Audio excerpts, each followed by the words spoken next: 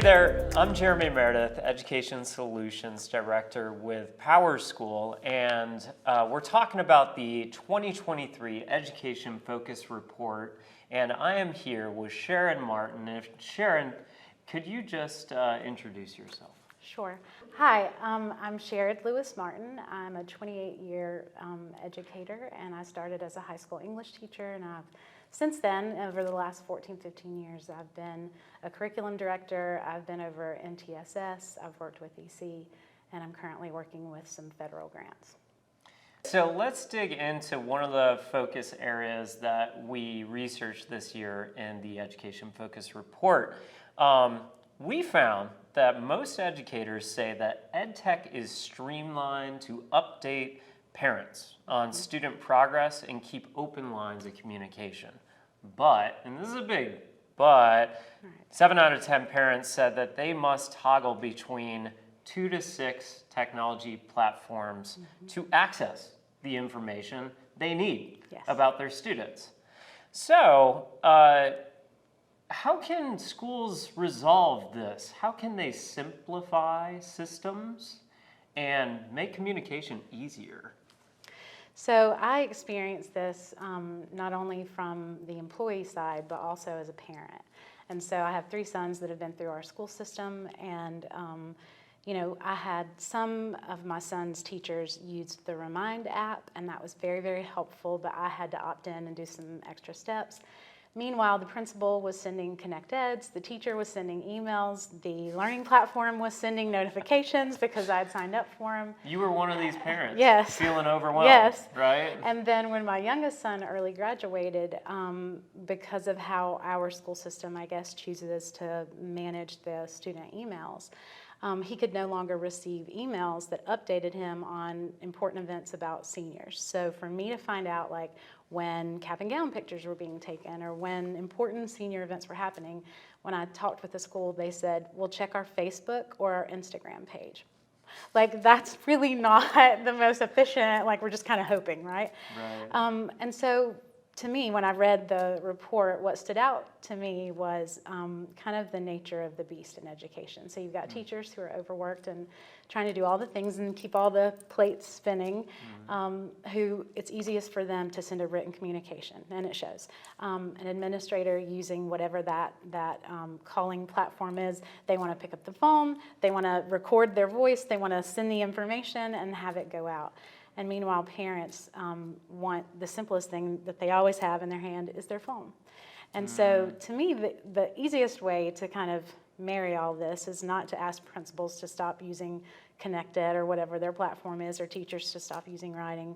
But there's got to be a convergence. There's got to be a sweet spot where, you know, whether it's through checking a box in PowerSchool, that somehow you could take these different platforms and then that parent gets it in a text that would also include a link to an audio file of that principal or to that, you know, link to that Google Doc or whatever the case may be for what the teacher wants to communicate. Imagine that, everything in one place. And people get to function in a way that's native to them. Yeah, right, texting. So let's talk about that. I mean, obviously, you read the report, you jumped the gun, and I love it because you're talking about what we found were the most preferred ways of communication. Yes. And some gaps, some daylight between parents' preferences and what schools are doing. So let's talk about that.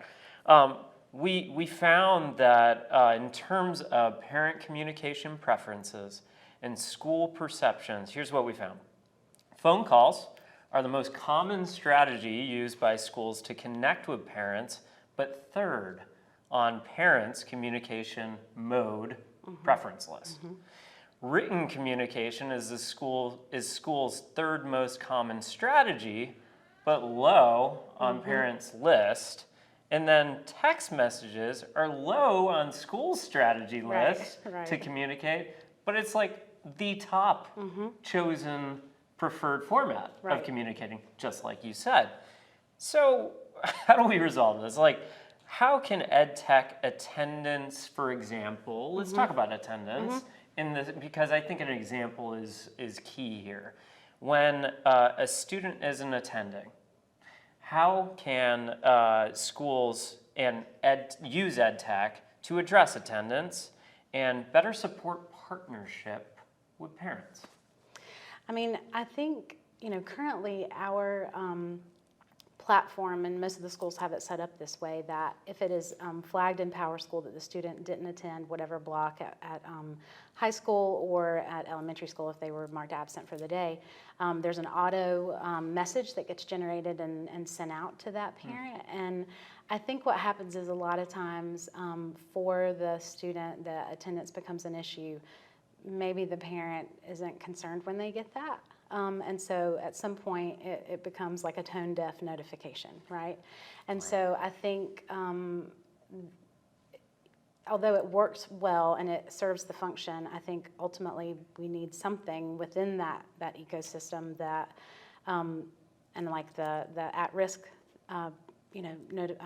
report in Unified Insights is a good one, but I think at some point the school has to make sure that they're monitoring those attendances and those missed days to make sure that, sure, you're sending home that automated response, but what's the action that's being taken? Because without that action being taken, like, you're notifying, it's a one-way communication. So at some point there's got to be a response. And so it could be something like with that same thing, since parents like texting, if there's a way that they could get that same notification through text, and then they have to submit back a 1 that says, I've received this, or a 2, I disagree with this being marked absent, some way that you could get some kind of a response through text perhaps. Right. So it's probably a good idea to talk to your parents in your community, right? Don't assume that we found the truth, right, with how parents like to be communicated with. I mean, also things change, right? At some point, you as a parent, you said you had 3 sons, and when they were in school, you probably preferred phone calls before texting was like the thing, right? And who knows where we'll be in the future. I don't know, any reflections on holding conversations with parents and getting their voice? I think it's important to keep in mind that oftentimes your parents may have multiple students in your system, and they can be at multiple levels. And so at one point in my boys' school career, I had 1 in elementary, 1 in middle, and 1 in high. It was really fun getting them everywhere, but it was so stunning, the difference between not only the type of communication, but the frequency and the nature of that communication. And so as far as ways to engage parents, I honestly, and this is going to sound not related, but it is, I think it's important, like we always want to start in the space of we need parents to come to these things, like parent-teacher nights or open houses. And a lot of times our parents can't because they're working or they're caring for children or their own aging parents. But surprisingly, a lot of parents will go to sporting events. Right? So, or someone they know goes to one of those sporting events. So whether it's football or lacrosse or softball or basketball, I think the schools really could kind of capitalize on that. And most people know how to use a QR code. So you could have some student ambassadors walk in at halftime or whatever with a QR code that says, like, how do you want to be communicated with? Or, find out what's happening, scholarship opportunities or whatever. Like, I think we just, while we try to improve people's willingness to take on new technologies, I think we also have to look for that intersection of meeting people where they are. Yeah, I love that idea. Capitalizing off of what exists to not create a new thing, not have to show up to a parent-teacher meeting when you can't make it, you got a conflict.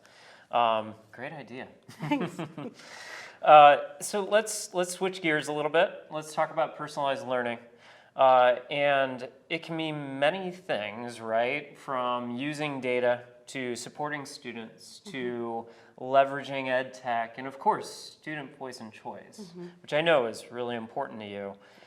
Can you talk about how educators can bring students to the center of learning and how it's designed and done, and what considerations from your own work could you share with fellow educators?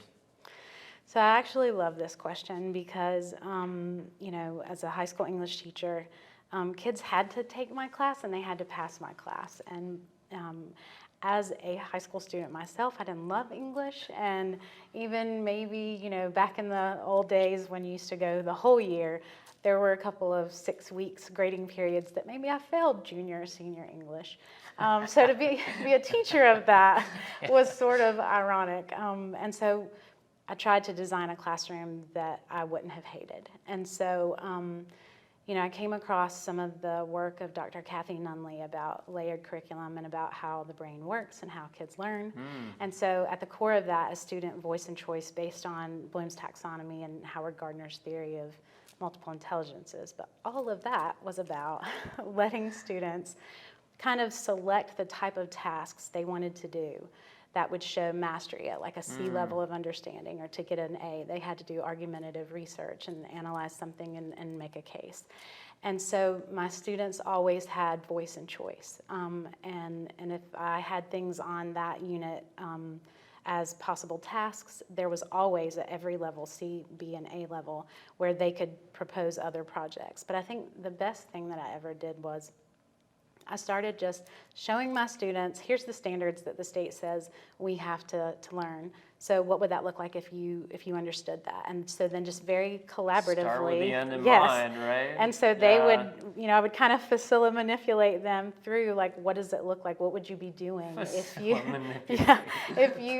you displayed this skill? What would you be doing? What would it look like at a basic level, and what would it look like at an advanced level if you were the best at it? And so through, and it would take about half of a 90-minute block at the beginning of a unit, but it did a couple of things. It created buy-in. The kids came up with great ways for themselves to show mastery of things, but it also went ahead and established, kind of front-loaded, here's what it looks like to be successful in this unit. And because they had voice and choice in it, they helped design the rubric in our conversation. So as they answered, I was capturing it, and it was being displayed. And so I really feel like the best thing is you have to train your students in how to provide feedback, and you have to teach them some of that academic language and that kind of thing. But I mean, when you're in a classroom, there's 30 of them, there's one of you. You're already outnumbered. So why not let them be your partners? And in doing so, I think that really, it literally, not only figuratively, but it literally puts them in control and as the center and the focus of what's happening in that classroom. You're 30 to 1 with students. You're 60 or more to 1 with parents. Yes, yeah. So let's talk about that, right? Like, I know that we may have not talked about this yet, but how do you bring in voice and choice to helping parents, equipping them with strategies on how to support their students? Can you give any examples? Yes, so there's a couple. One of the things, so when I was in the classroom, I always sent home a survey, and I asked parents how they preferred to be communicated with, and also what they thought the purpose and the function of this course was. If I had done my job, what did they want their child to learn?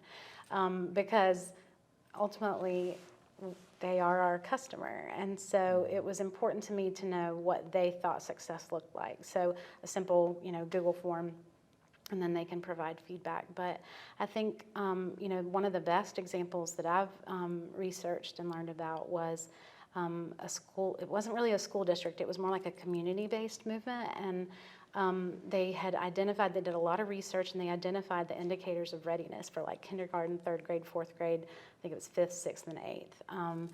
And then for those kindergarten through 3rd graders, they invited all the area daycares, people keeping children in their homes, faith-based organizations, and they would bring them in and they would talk to them about what kindergarten readiness looked like. And so they partnered with them in a preemptive way, in a proactive way, so that students didn't start, sort of behind.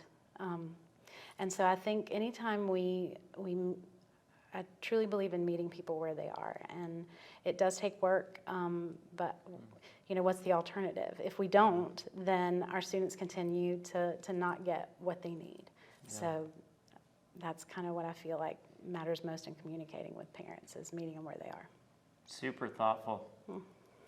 Thanks, Sherrard. You're welcome. I appreciate it. No problem.